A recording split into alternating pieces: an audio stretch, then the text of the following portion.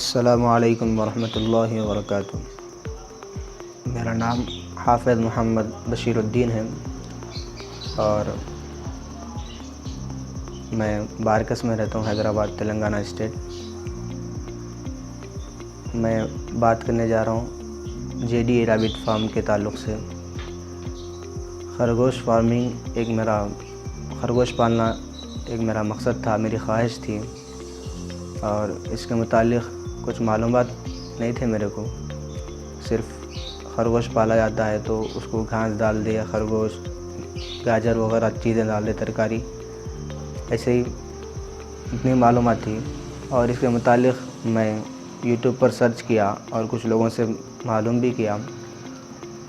جب اس نتیجے پہ پہنچا کہ میں آشیانہ ریبٹ فارم کے ایک بہت ہی مایہ ناز فارمر محترم جہانگیر داس صاحب آپ سے ملاقات ہوئی، اور یوٹیوب پہ میں سرچ کیا حیدرآباد تلنگانہ میں کہاں پر ہے، تو آپ کے فارم کا پتہ میرے کو ملا۔ اس کے بعد میں آپ کا نمبر اس سے نکال کر آپ سے بات کیا، وقت لے کر آپ سے ملاقات کیا میں نے۔ پھر اس کے بعد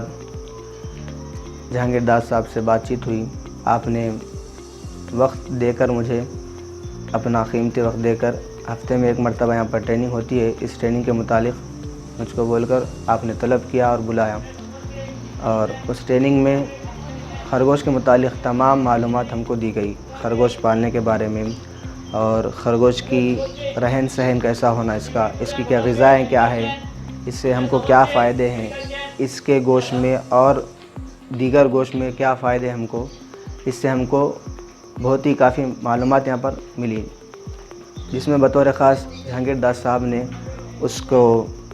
کو کیا غذائیں دی جاتی پہلے اس کے بارے میں آپ نے بتلایا، اور اس کو کس طرح رکھا جاتا اس کے بارے میں آپ نے بتلایا، اور اس کے کیا کیا بیماریاں ہوتی ہے اور اس کے دوائیں کیا ہیں وہ تک بھی آپ نے بتلایا، اور خرگوش جو ہے کس طرح کا نازک جانور ہوتا ہے اور وہ کس طرح تازی غذائیں کھاتا ہے اس کے بارے میں آپ نے بتلایا، اور اس کی میٹنگ، بریڈنگ، کراسنگ جو ہوتی ہے اس کے بارے میں آپ نے بتلایا۔ الحمدللہ بہترین آپ نے معلومات دی ہے، جس سے ہم تمام جتنے بھی میرے ساتھ کے جتنے ممبران تھے اس میٹنگ میں شریک ہونے والے، ان تمام کو اطمینان بخش آپ نے جوابات دیے ہیں۔ الحمدللہ آپ بھی جو ہے کافی عرصے سے اس کام کو انجام دے رہے ہیں، آپ حضرات بخوبی جانتے ہوں گے، یوٹیوب پر بھی دیکھتے ہوں گے۔ الحمدللہ ریبٹ فارمنگ کے متعلق مکمل معلومات آپ نے ہم کو دی ہے، الحمدللہ ثم الحمدللہ۔ محترم دوستو، عرض کرنا یہی ہے، اس جانور کو پالنے کے لیے دیکھیے، جس کسی بھی جانور ہو یا کوئی بھی زندہ جان رکھنے والی چیز کو ہم پالنا چاہتے ہیں تو پہلے اس کی غذا ہم جانتے ہیں، اس کو رہن سہن کیسا ہونا، اس کے آب و ہوا کیسی چاہیے، ان تمام چیزوں کی خاطر ہم کسی نہ کسی سے اس کا علم لیتے ہیں۔ اسی طرح خرگوش بھی ایک نازک جانور ہے، اس کو پالنے کے لیے ہم جیسا مرغی کے بچے لا کر، یہ چیزیں لا کر، چوڑی وغیرہ لا کر پال لیتے ہیں، ایسے نہیں ہے۔ اس کو بہت ہی عمدہ اور مایہ ناز طریقے سے پالا جاتا ہے۔ یہ ایک نازک قسم کا جانور ہوتا ہے، اس کو پالنے کے لیے کافی عرصہ اس کو سمجھنے کے لیے بہت ضروری ہے کہ کسی پالنے والے کی صحبت میں رہے، اس کی بات کو سنے، سیکھے،